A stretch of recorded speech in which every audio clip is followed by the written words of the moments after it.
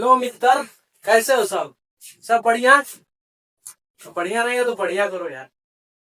आज हम इस लेक्चर में कोशिकांग के बारे में पढ़ेंगे, सेल ऑर्गेनल्स। पिछले लेक्चर में मैंने आपको प्रोटोप्लाज्म और कोशिका झिल्ली, भित्ति, बाह्यावरण सब बता दिया था। इस लेक्चर में हम ये सेल ऑर्गेनल्स पढ़ेंगे। सेल केंद्रक। केंद्रक क्या है? इंग्लिश में इसे बोलते हैं न्यूक्लियस। केंद्रक की खोज रॉबर्ट ब्राउन, एक वैज्ञानिक थे रॉबर्ट ब्राउन, उन्होंने 1831 में कोशिका केंद्रक की खोज की। सन 1831 में रॉबर्ट ब्राउन ने न्यूक्लियस की खोज की। अब न्यूक्लियस का काम क्या है, जैसे इसकी संरचना कैसी है, आगे बढ़ेंगे देखते हैं। एक कोशिका में एक केंद्रक प्रेजेंट होता है।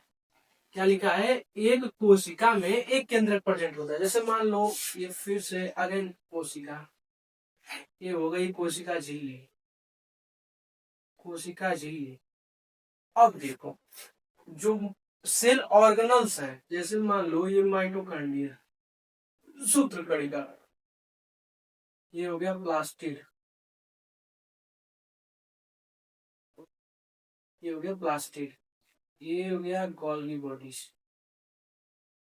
गोल्गी बॉडीज, एंडोप्लाज्मिक रेटिकुलम, ये हो गया राइबोसोम। ठीक है।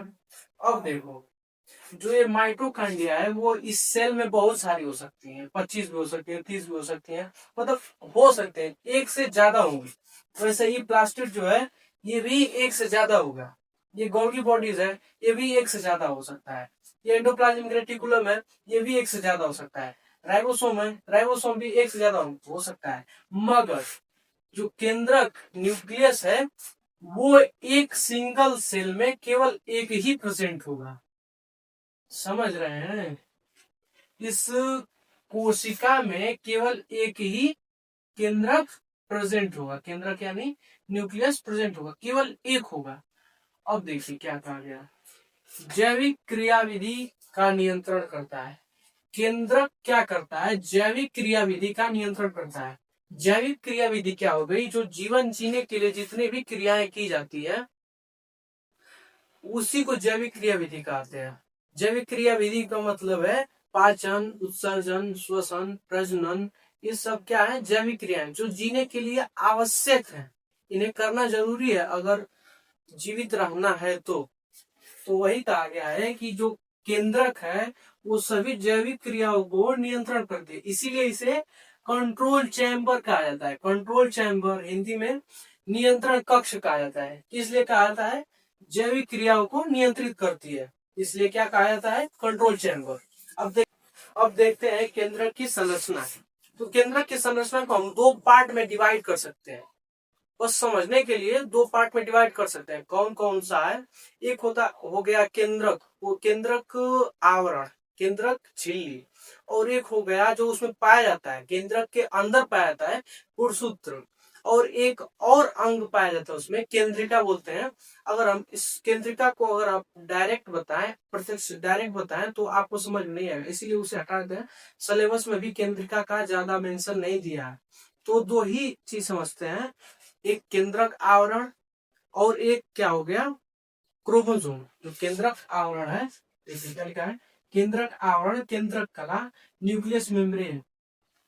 जो केंद्रक के ऊपर जो मेम्ब्रेन लगा होता है, मान लो ये केंद्रक हो गया, ठीक है, केंद्रक न्यूक्लियस हो गया। अब इसके ऊपर क्या पाई जाती है? झिल्ली पाई जाती है। वो झिल्ली की संरचना कैसी होती है? दोहरी होती है। दोहरी यानी कि डबल होती है। ये सिंगल हो गई, फिर उसके ऊपर एक और झिल्ली पाई जाती है, यानी कि केंद्रक दोहरी झिल्ली युक्त कोशिकांग है। केंद्रक के ऊपर दो लेयर में झिल्लियां पाई जाती हैं। इस झिल्ली का काम क्या है? जो ये अंदर साइटोप्लाज्म है, साइटोप्लाज्म कोशिका द्रव्य, और जो इसके अंदर है केंद्रक द्रव्य। केंद्रक द्रव्य, जो केंद्रक के अंदर फ्लूइड पाया गया वही केंद्रक द्रव्य होगा। जो कोशिका के अंदर फ्लूइड पाया गया वही साइटोप्लाज्म है। तो इन दोनों को क्या कर रही है? एक सेपरेट कर रही है। एक साइटोप्लाज्म अंदर हो गया, मतलब इधर हो गया, और केंद्रक द्रव्य केंद्रक के अंदर हो गया, जो एक कोशिका झिल्ली है, कोशिका झिल्ली सॉरी, केंद्रक का सेल में न्यूक्लियस मेम्ब्रेन, वो क्या कर रही है, इन दोनों को सेपरेट कर रही है।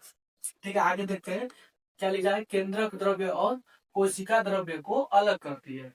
अब आगे देखते हैं इसके आगे गुणसूत्र। गुणसूत्र बहुत ही इंपॉर्टेंट वर्ड है, सब इसे समझने के लिए आपको थोड़ा ध्यान से सुनना होगा कि क्या है। जो गुणसूत्र है वो आनुवांशिक लक्षणों का वाहक है। आनुवांशिक लक्षण क्या होते हैं, जैसे मान लो ये दो, ये कपल हो गए, जैसे मान लो ये माता एक पिता, अब इनके बच्चे हुए, बच्चा हुआ, ठीक। मान लो पिता पिता थोड़ा सांवला है और माता क्या है, गोरी है, ठीक। अब जो बच्चे का रंग क्या होगा, सांवला होगा या गोरा होगा, या फिर मान लो पिता लंबा है, माता क्या है, थोड़ी हाइट कम है, छोटी है, पिता से छोटी है, ठीक। अब इस बच्चे की हाइट क्या होगी, लंबा होगा या छोटा होगा, या छोड़ो, पिता के आंख का रंग भूरा है और माता के आंख का रंग क्या है, काला है। अब आप बताओ कि इस बच्चे के आंख का रंग क्या होगा, तो जो ये डिसाइड करेगा कि इस बच्चे का आंख का रंग क्या होगा, शरीर के रंग का क्या होगा, शरीर की लंबाई कैसी होगी, ठीक है, वो जिस माध्यम से इस बच्चे के अंदर जाता है वही आनुवांशिक लक्षण कहलाता है। आनुवांशिक लक्षण क्या है, एक पीढ़ी से दूसरे पीढ़ी में, पहली पीढ़ी हो गई F1 पीढ़ी, ये दूसरी पीढ़ी में क्या हो रही है, इंफॉर्मेशन ट्रांसफर हो रही है। जिस माध्यम से इंफॉर्मेशन ट्रांसफर हो रही है उसी माध्यम को आनुवांशिक लक्षण कहते हैं। तो आनुवांशिक लक्षण के वाहक होते हैं। वाहक यानी कि बस, मान लो ऐसे रियल एग्जांपल समझते हैं, बस जो एक जगह से दूसरी जगह पहुंचाती है, वैसे ही आनुवांशिक लक्षणों का वाहक होता है। जैसे आनुवांशिक लक्षणों का वाहक होता है कौन, गुणसूत्र। गुणसूत्र मान लो बस हो गई, तो उस बस पे जो इस लक्षण के निर्धारित करने वाले कारक होंगे वो इसमें बैठे होंगे और ये बस चलती जाएगी जहां पहुंचाना होगा। ठीक, आपको समझ में आ गया होगा। अभी और आगे देखते हैं, इसी में क्रोमोसोम में ही क्या लिखा है, ये क्रोमोसोम धागे नुमा संरचना होती है। क्रोमोसोम धागे नुमा संरचना होती है। धागे नुमा संरचना जो डीएनए और प्रोटीन का बना होता है। आप फिल्मों में डीएनए देखे होंगे, जैसे इस तरह से बनाते हैं, जैसे मान लो बहुत परफेक्ट नहीं बनेगी और फिर भी थोड़ा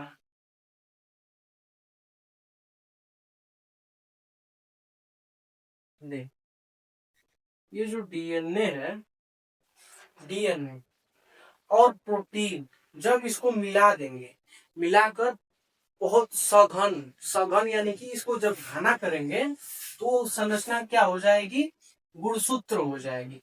मतलब गुणसूत्र नहीं होता है, आगे देखेंगे। कुल गुणसूत्रों की संख्या प्रेजेंट होती है कितनी, 46 और 23 जोड़े। अब बुक में आपको क्रोमैटिन और क्रोमैटिड्स लिखा होगा, उसका क्या मतलब है। क्रोमैटिन जो मैंने बताया कि ये डीएनए हो गया, ठीक,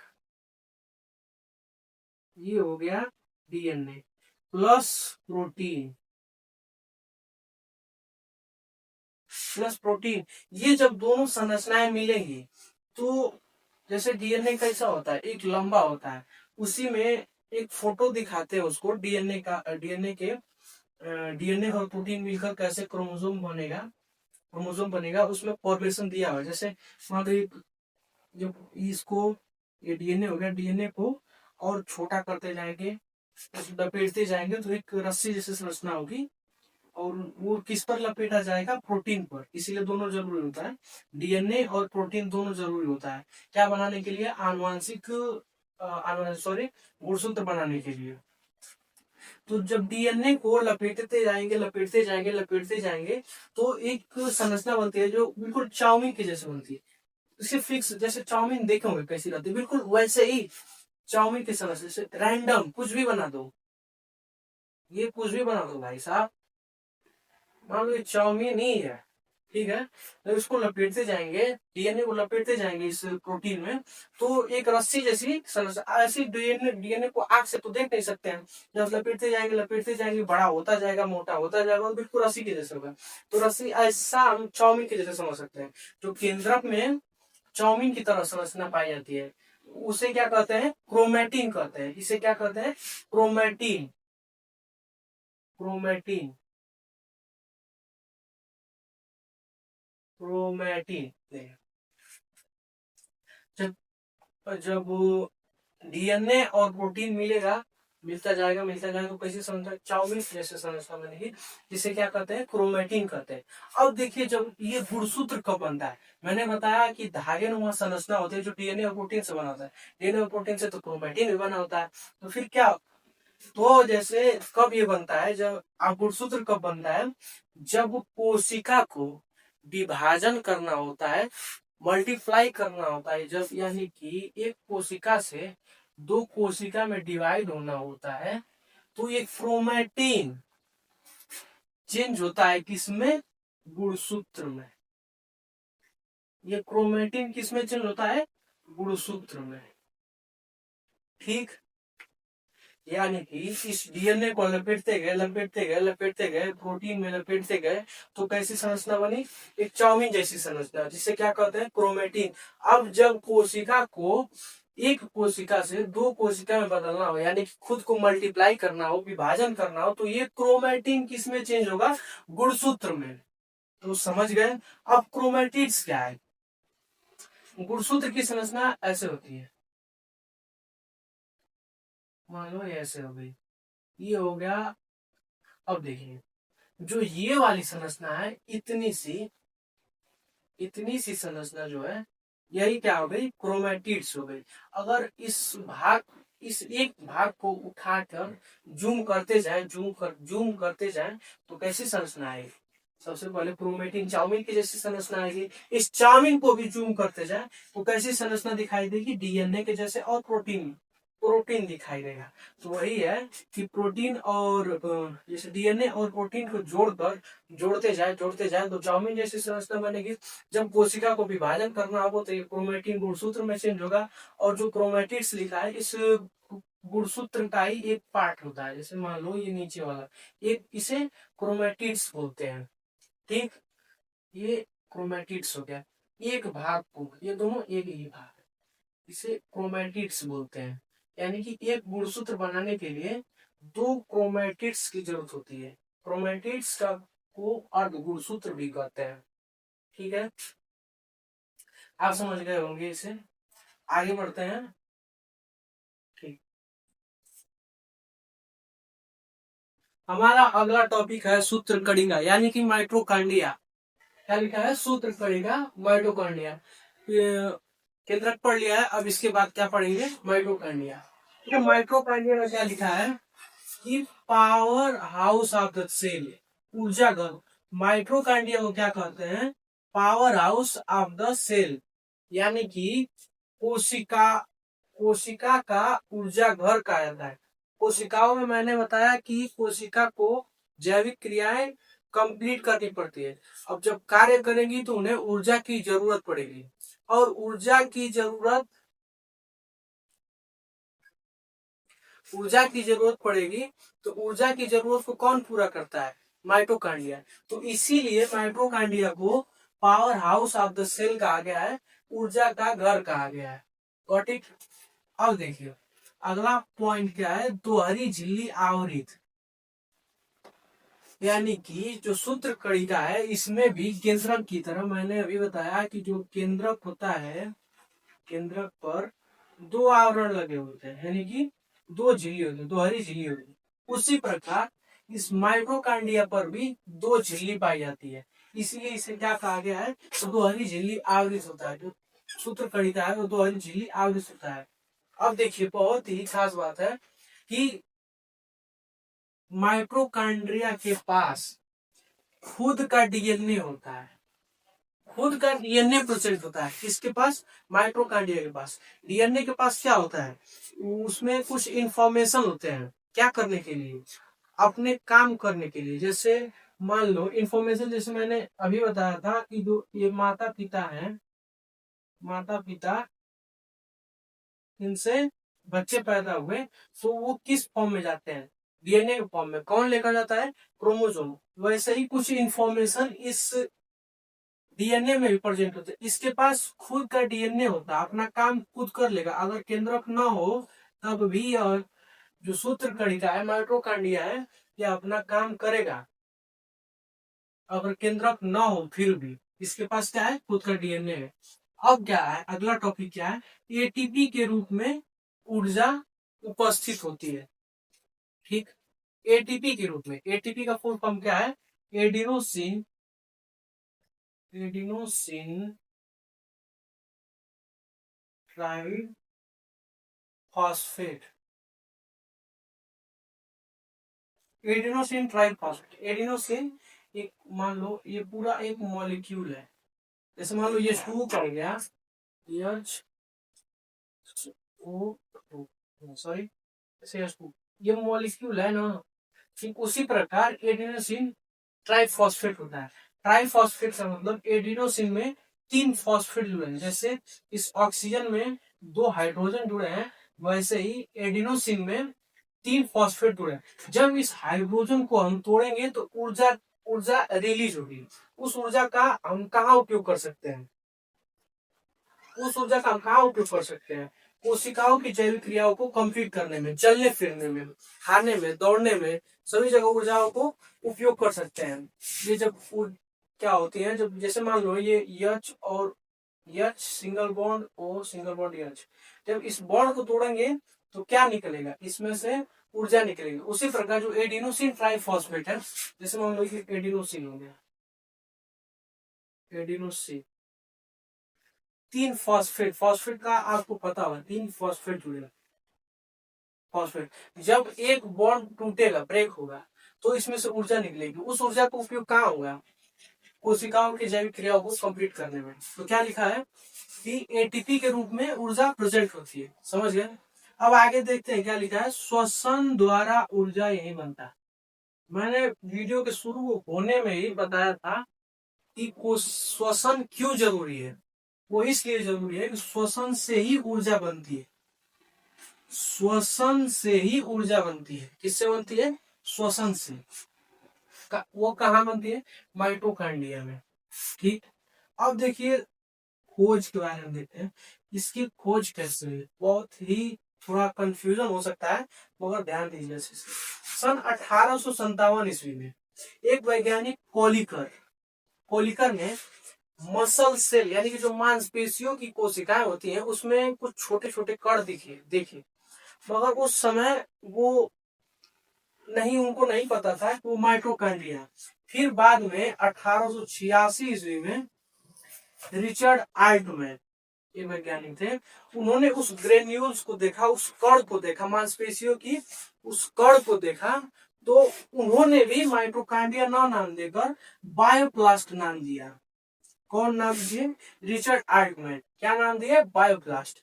फिर उसके बाद में आए कार्ल बेंडा, जो इसको अच्छे से अध्ययन किए। अध्ययन करने के बाद उन्होंने सुव्यवस्थित अच्छे से नाम दिया, क्या नाम दिया, माइटोकांड्रिया। ठीक, समझ गए। अब ये इतना ही कंप्लीट है, 9th का सिलेबस में बहुत ज्यादा नहीं है। आगे अगर 11th में बायो लेते हैं तो ज्यादा फिर पढ़ना पड़ेगा, इसको डिटेल में पढ़ना पड़ेगा, मगर 9th में केवल इतना ही है, बहुत ज्यादा नहीं है। अब आगे देखते हैं राइबोसोम। राइबोसोम बहुत ज्यादा कॉम्प्लिकेटेड नहीं। देखिए सबसे पहले देखा देंगे खोज के बारे में। राइबोसोम की खोज किसने किया, जॉर्ज ई पैलेट। क्या लिखा है, जॉर्ज ई पैलेट। कब, सन 1955 ईस्वी में। ठीक, राइबोसोम को क्या कहा गया है, राइबोसोम को प्रोटीन फैक्ट्री कहा गया। अब प्रोटीन फैक्ट्री क्यों कहा गया है? क्योंकि इसमें प्रोटीन का संश्लेषण होता है। जैसे मैंने बताया कि माइटोकॉन्ड्रिया में ऊर्जा का निर्माण होता है, उसी प्रकार इस राइबोसोम में प्रोटीन का निर्माण होता है। और प्रोटीन का उदाहरण मैंने देकर समझाया था कि प्रोटीन क्या है। जैसे बाइक में मोबिल और पेट्रोल की जरूरत होती है। मोबिल क्या करता है? इंजन की इफिशियंसी को बढ़ाता है और पेट्रोल ऊर्जा देता है। उसी प्रकार ये जो प्रोटीन है वो क्या करेगा? शरीर को अच्छा बनाएगा, बड़ा बनाएगा, स्वस्थ बनाएगा। ठीक है, सारी शरीर को, मतलब शरीर में जहाँ जितनी भी विकास होगी वो प्रोटीन के ही माध्यम से होगी। वो प्रोटीन कहाँ बनता है? इसमें राइबोसोम में बनता है। ठीक, समझ गए? अब देखिए इसमें लिखा है ये झिल्ली रहित होती है। अब इसमें दो यूनिट्स होती हैं। जो राइबोसोम है इसमें दो यूनिट्स होती है, दो यूनिट्स की बनी होती है। एक बड़ा हो गया, एक छोटा हो गया। ठीक है, एक ये छोटी यूनिट हो गई, इसका प्रॉपर नाम है एक, मैं जब बता दूंगा सभी कोशिका को बता दूंगा। मैं बहुत ही इंटरेस्टिंग बात बताऊंगा जिसको मैंने पिछले 3 लेक्चर्स में, 3 नहीं, पिछले 2 लेक्चर्स में मैंने नहीं बताया, उसको सबसे लास्ट में बताऊंगा तो अच्छे से समझ में आएगा। बस इतना ही समझिए कि इसमें 2 यूनिट्स होती है। इसमें राइबोसोम में केवल 2 यूनिट्स होती है। ठीक है, आज इस लेक्चर में इतना ही रखते हैं। कल से फिजिक्स का लेक्चर भी आना स्टार्ट हो जाएगा और साथ में ये भी चलेगा।